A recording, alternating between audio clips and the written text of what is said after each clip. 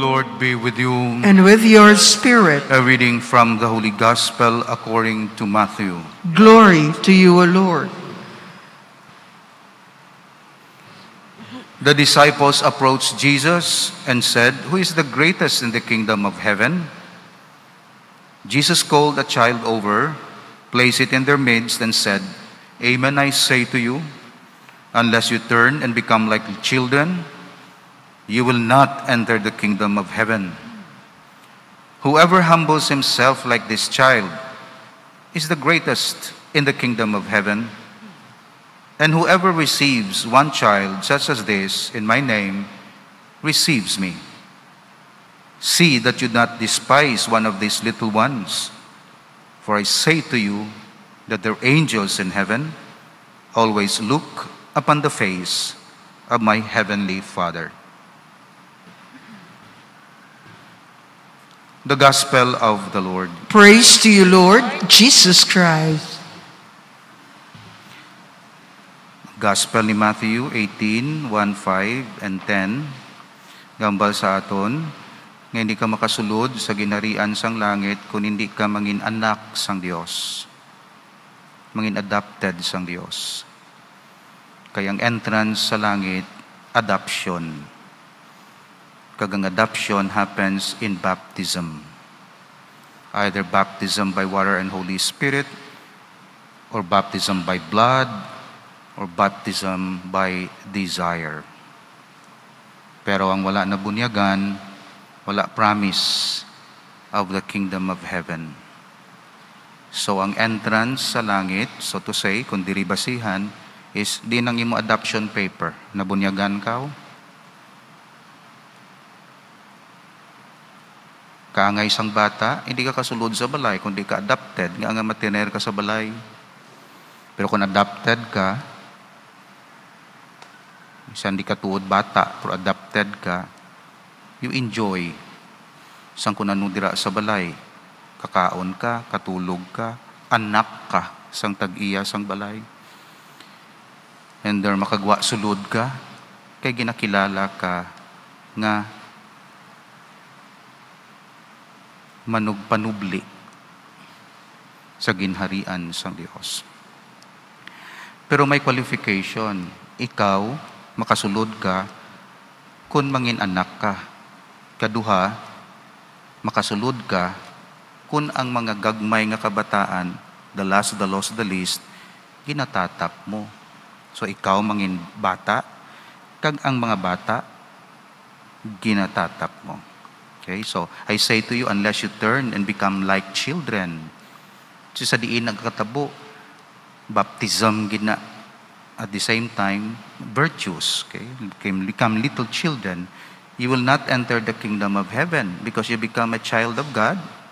So ang imo nga paginawi, Diyos nun, hindi iya sang panulay, kaya ti adopted ka. Whoever humbles himself like this child is the greatest in the kingdom of heaven. So greatest, kati may greatest. Ang greatest iya ang mga paangay gid sang bata sang Dios. Araman mga martyrs guro, mga virgins, mga holy nga mga tao. Pero ang greatest iya ang inosente, ang faithful sa Dios, ang anak sang Dios. That means greatest ang tanan. And whoever receives one child such as this in my name receives me. Okay, so mangin anak ka, kag may preferential option ka sa mga kubos. See that you do not despise one of these little ones, for I say to you that their angels in heaven always look upon the face of my heavenly Father. Andam ka mo, may access sila sa Dios, ang ila angels, daw mo nang hambal ni Jesus. Andam ka mo, kung i-despise yung bata, abi nyo bata lang na, di ka bato sa imo, hindi ka ano sa imo. Pero sobra ng ila power dito sa langit, kaya ang ila mga guardian angels, look upon the face of my heavenly Father. May access sila sa heavenly Father. Report kanila, so to say. So amo na ang meaning sa ang ebanghelyo. Of course, ginpili ini kay tungod guardian angel nga feast, kagamo ini nga ang guardian angel naton may access sa Dios, sa iya presence, kag sa iya supply. Gani makatawag kita sa aton angels para buligan kita. Pero ang ilabulig is always for our integrity and holiness. So hindi man sila magbulig, successful ka, mangin bad ka, hindi sila magbulig. Magwapa ka, pero bad ka, hindi magbulig. So, pero kung magmaayo ka, bisan di ka gid man successful, moral goodness, amon ang buligan nila. Kaya ang ilang obra, ayuhon ka, buligan ka mag-ayo. Hindi nga buligan ka magmanggaranon dayon o magano, no? Buligan ka mag-ayo. Ano na lang, kung maangkon mong bugo sa kalibutan, manggaranon, pero laway batasan mo, dula mo imo kalag, failure imo guardian angel. Guardian angel, mabulig sa imo, primarily para maluwas ka, mangin kaangay ka ni Kristo.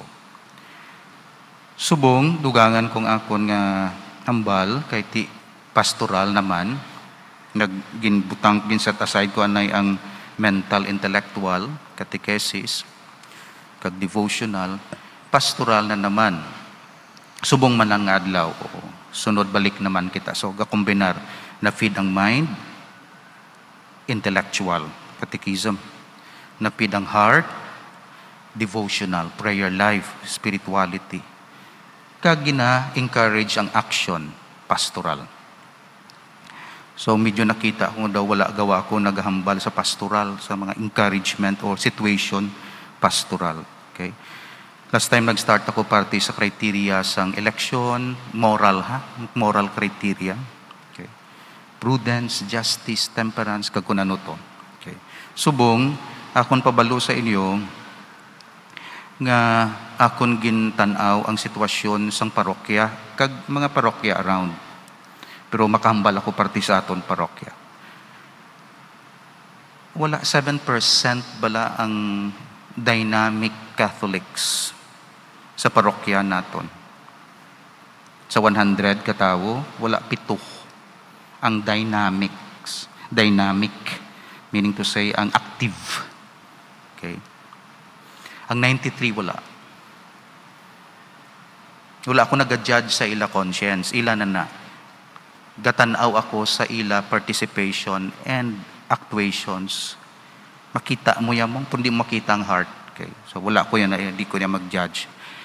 Kung isa wala sila gasimba, pero diretso man sila sa langit. Kung isang nagasimba, yati, amo pang questionable. Wala. So lain na yang level. Ang ako niya, ang participation sa parokya. Wala. Wala 7%. Nag-reduce pag inana sa may COVID. Sa mo ng aton sitwasyon.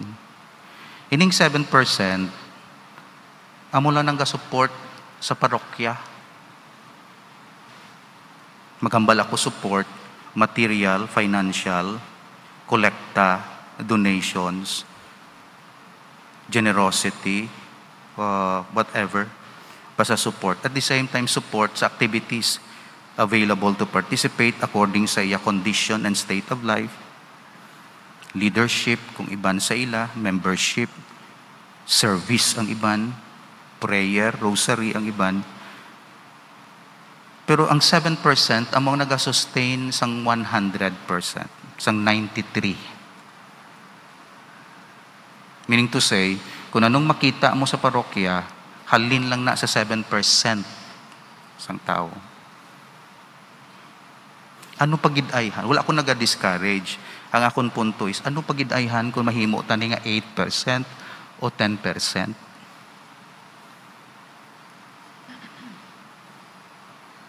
Ang makita mo sa parokya, 7 lang na katao ang nagasustener, 7 lang na halin na sa ila resources, halin na sa ila participation. Amo na kita da ang simbahan, 7%. Di gani mo, mga 6.8, nisip-isip ko. Kaya gintanaw ko ang numbers ang nag-participate. Kag nagasimba. tis makita ako diri. Again, don't get me wrong. Wala ako nagatanaw sa interiority of the heart, kundi ang external manifestation. So, klaruhon ko. Sa external manifestation, expression, only 7%, hindi magwa sa 7%, maglapaw. Ang mga Katoliko sa mga parokya nga nagasustain sang evangelization program, 7% ang dynamic Catholics. Engaged Catholic. 93% crowd. Come and go, visit, kadto lang kung may kinanglanon, kung waay na, wala nagapanumdum sang simbahan, wala nagapanumdum sang parokya, wala nagapanumdum sang iya misyon bilang Katoliko, light and salt of the earth, wala nagapanumdum. Kamu lang, daily mass goers. Tidugangan pagid sang hindi tagalapas, tilay naman na ya. Pero titanaw, amo na siyang aton sitwasyon. Dugay ko na naging present sa inyo sa pastoral assembly naton. Basta nabalaan ninyo nga ang nagasustain sang parokya, financially, evangelization program, catechesis, prayer, rosary, daily mass, meaning to say active nga kabuhi tani sang parokya is not more than 7%.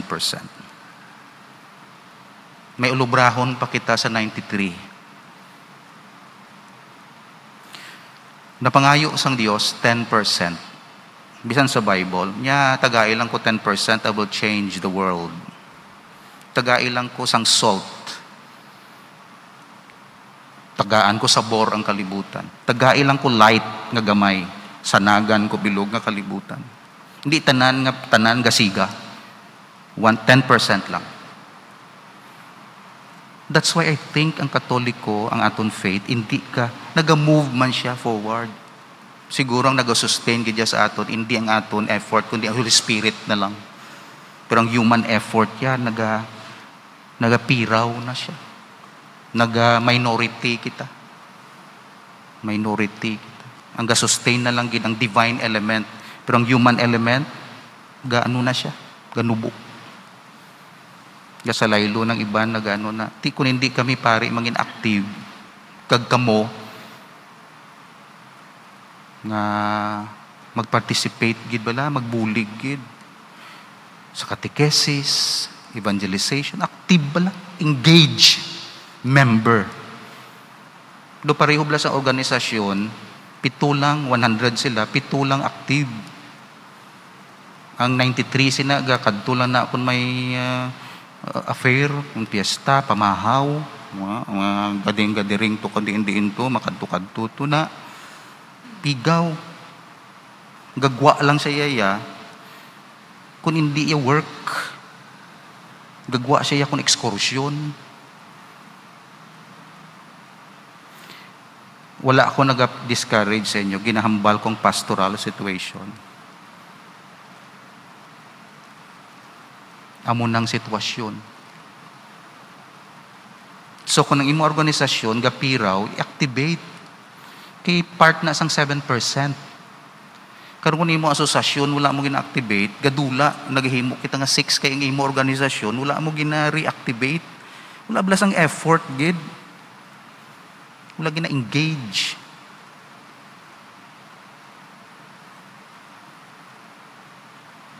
Amo nang aton sitwasyon.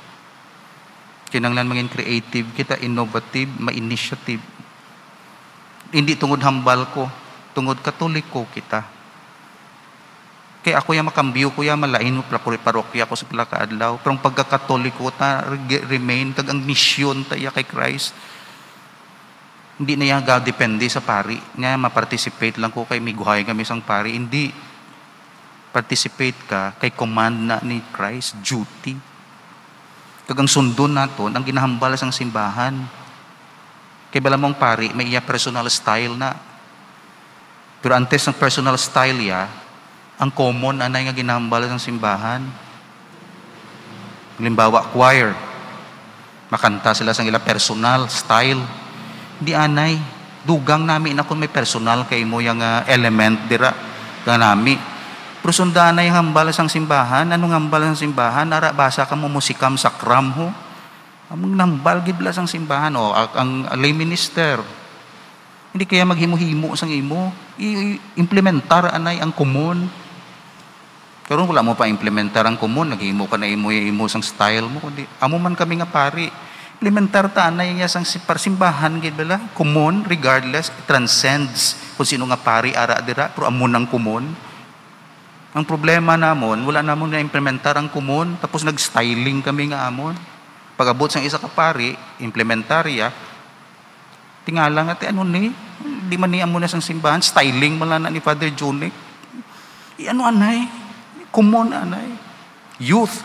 Ano ba lang ginahambal sang simbahan pati sa youth? Misa. Ano gid ba ginahambal sang simbahan sa misa? Hindi anay pagbutangin sang imo personal flavor. Karong butangan mo personal flavor mo na kag wala iya sang common, makinonflikto karon kay tanan na karon niya subjective, relative. Wala iya sang standard sa simbahan.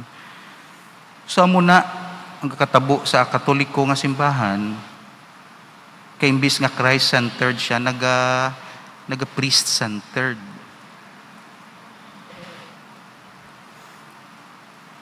Tungod sang culture nga politika, VIP na muna gasulod man na sa aton. Nga ang hindi bala Christ ang ginatanaw kundi ang tawo bala, ang human element, hindi ang divine element. Kagang nagamotivate, hindi iya love of Christ, kundi ang human katama bala. Kay ti, influensya kita sang media mo, kag sang mga politika nga, centered iya sa person-oriented. Wala iya God-oriented, wala. Dapat ang simbahan, God-oriented. Lain kita sa kalibutan, so to say. God-oriented kita, hindi kay person. So, amo nang bulungguon nga kultura. That's why, dapat active mga asosasyon. Iti Father, may COVID.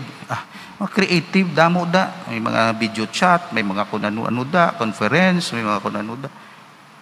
Pero kung pabayaan mo lang na justify may COVID, ati, ako, kung pabayaan ko ni ati, may COVID man, wala, isikol, misa kay may COVID, maano na lang parokya, maano kita na. So, amo nang punto ko, yung kinahanglan active. Kaya wala naga-reduce sa 7, naga-8, naga-9, hindi yan nga naga-6 kita, kag naga-5. Kaya kung mag-amuna, ambot ko, ano na lang na ang matabo sa aton. So, wala na kita, bisan sa next generation, may na, hindi nakaano sa mga kabataan. Wala na say ang simbahan nga strong. Wala na ginasunod, ginadiscredit. Why? Mambal simbahan na mo na, wala sang live-in. Sunda ng iya sang simbahan. Amo nang reaksyon sang kalibutan. Tungod ang nagaobra sa simbahan, 7% para sa evangelization. So ano himuon naton? Pray. 7% na pray. Kaduha, study, catechesis, tudlo ta sa kabataan. Sunod, be generous. Generosity depende sa imo resources. Hindi sa amount, pero generous sa mga activities ng simbahan, material, financial, service. Amo na yang engaged Catholic. Hindi yang napabayaan. Pero sang asosasyon nyo bala, nagabulig man financial sa inyo asosasyon karon kon member kay mo ay membership fee da ginababayaan mo ti ano na lang asosasyon niyo. Amo man sa Katoliko, wala ako naga-demand kay ako pare no. Kay amo nang hambal sa simbahan. Bisan sino nga pare di isuportahan gid yang mga activities. Wala ako gapilit kundi naghambal ako sang duty. So duty. So hindi na yang nga pilit. Imo na ya duty, you impose it on yourself. Sa magkatoliko ikaw, I'm only reminding you to be the salt of the earth and light of the world. To inspire you, encourage you. Pero you get me wrong nga naga-impose ako. No, why ko ga-impose? Ikaw nag-impose sa imo self sina, gina-remind. Kay Katoliko ka mo, member ka. So wala nang impose sa imo yang mag-amot ka, pero pag member mo, ginsumpaan mo na. Sa lapas siya ti, okay kita di. Ha? Namin ko sa general sa simbahan. Lapas siya nag-increase ang aton yang kolekta. Thank you, sina. Wala ko yan nagahikay. Kundi generally nga mo nagkakatabo sa simbahan. Of course, gamiton na sa eksakto. Kung may abuses, discourage ang tao maghatag. Tapos, evangelization. May mission bala, may hindi mag-agi ang semana nga wala ka sang hinimuan sa imo faith. Wala mo ginpalapnag bala. Nga nang kontento ka lang imo yang ikaw lang, no? Ang dynamic kaya nga Catholic, engaged Katoliko, why nag-produce siya. Creative siya mag-evangelize, magkatekesis, magtudlo, magpakilala kay Christ. Tanawabla ko, pila kita kabilog, kada semana, may isa ka lang katawo, bala nga targeton, prayhan mo, i-evangelize ko ni. Of course, in a subtle way. Di pero sang iriban nga reliyon, da pang-away. Ikaw ya, ang subtle. Evangelization, wala bala nag-stagnant, nag-hulag. Creative, either imo asosasyon, o either iya sang parokya nga program, o imo personal. Pero evangelization, 4, prayer, study, bali Matthew Kelly na prayer, study, generosity, evangelization. Amuning mga signs ang dynamic Catholics sa parokya. So I hope, bala naton sitwasyon, mapukaw kita, kamo, kag kami, kag based on this, makarespond kita sa sitwasyon nga daw hindi lang kita mga lipong nga kabalo nga alam mo na kita gali sini kami nga pari nga alam mo na gali simbahan why naga-grow kundi ang human element kundi panaog. So ako na-realize ko na then ihambal ko sa inyo then volunteerism parokya 7% lang kita mo ti kung pabayaan naton ni ti ano na lang 7% lang kita sa parokya. Ti ang asosasyon mo kung hindi ma-activate na karon, ti ano na lang na abi? I-activate. Mag-active bala for the sake of Christ dito ng dambal ko. Para makpartisipar kita sa misyon sa aton Ginoong Hesukristo. Pero don't worry, gid nga daw maperdi ang simbahan, no? Manubo ang iya human element. Pero hindi iya kay may solid foundation siya nga si Christ.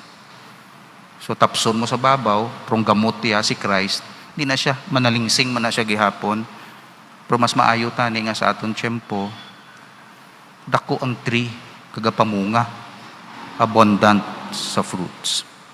So God bless you, your family, your association, your ministry, councils, bendisyonan ka mo sang Diyos, upod kita, kung tagalapas ka, diri sa ministry naton sa iban nga parokya ti active man kamo to, okay?